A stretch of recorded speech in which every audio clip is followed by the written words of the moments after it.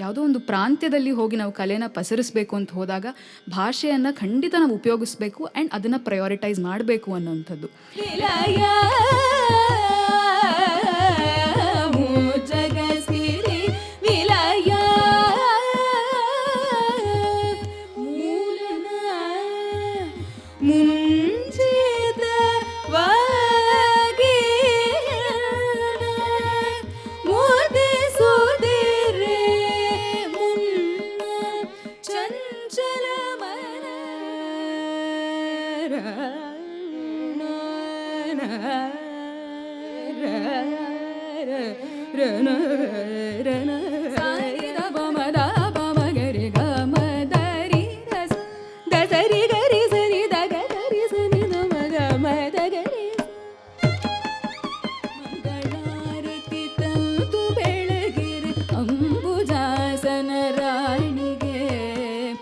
ಅಂಬುಜಾಸನ ರಾಣಿಗೆ ಅಂಬೆಗೆ ಜಗದಾಂಬೆಗೆ ಮೂಕಾಂಬೆಗೆ ಶಶಿಬಿಂಬೆಗೆ ಅಂಬೆಗೆ ಜಗದಾ